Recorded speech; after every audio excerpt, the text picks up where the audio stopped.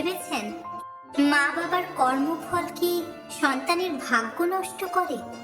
কখনো কি ভেবেছেন একটি নিষ্পাপ শিশু যার কোনো পাপ নেই, তবু কেন সে জন্ম থেকেই দুঃখ, অভাব আর যন্ত্রণার ভার বয়ে বেড়ায়? লোকেরা বলে ওর ভাগ্য খারাপ, কিন্তু ভগবান বিষ্ণু একদিন এই প্রশ্নের এমন উত্তর দিয়েছিলেন যা শুনে দেবতারা পর্যন্ত নীরব হয়ে গিয়েছিলেন। একদা এক রাজা ছিলেন, নাম তার সত্যব্রত।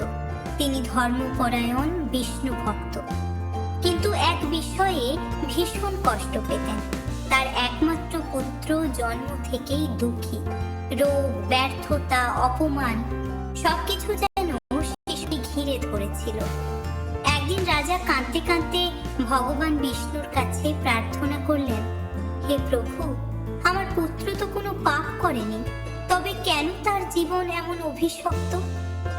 ভগবান বিষ্ণুর ভয়ঙ্কর সত্য। ভগবান বিষ্ণু ধীরে চোখ খুললেন। তার কণ্ঠ ছিল শান্ত, কিন্তু সত্য ছিল ভয়ঙ্কর। তিনি বললেন, শোনো, কর্মের অটল নিয়ম।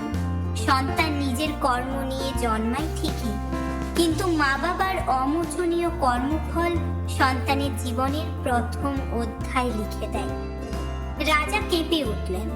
ভগবান বিষ্ণু বললেন, যে মা বাবা অহংকারে অন্যকে কষ্ট দেয়, দুর্বলকে অপমান করে, অধর্মের পথে চলে, তাদের সেই পাপের ছায়া নিষ্পাপ সন্তানের উপর পড়ে। কারণ সন্তান জন্মায় মা বাবার শরীর, মন আর কর্মের মাধ্যমে। আরো ভয়ঙ্কর সত্য, ভগবান বিষ্ণু বললেন, অনেক সময় সন্তান আসে মা বাবার পুরনো কর্মফল বহন করতে। সে কষ্ট পায় যাতে মা বাবা বুঝতে শেখে, অনুশোচনা করে এবং ধর্মের পথে ফিরে আসে। রাজা তখন অশ্রু সজল চোখে জিজ্ঞেস করলেন, হে প্রভু, তবে কি সন্তানের ভাগ্য চিরকাল নষ্ট থাকে? বিষ্ণুর করুণাময় আশ্বাস।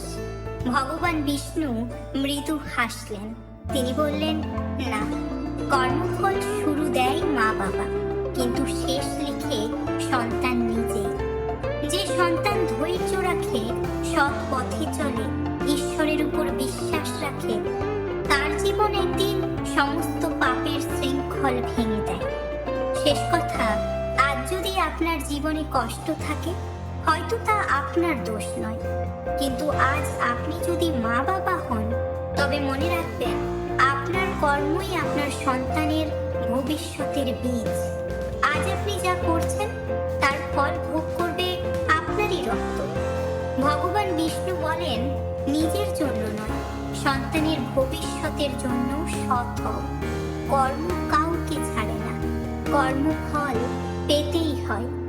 আপনি ভুলে গেলেও সৃষ্টিকর্তা কিন্তু কিছুই ভোলেন না। সুতরাং আজ থেকে অধর্মের পথে চলার আগে অবশ্যই এই কথাগুলো মনে রাখবেন। সকলে একসঙ্গে বলুন, জয় শ্রীকৃষ্ণ, জয় শ্রীকৃষ্ণ। ভিডিওটা ভালো লাগলে শেয়ার করতে ভুলবেন না।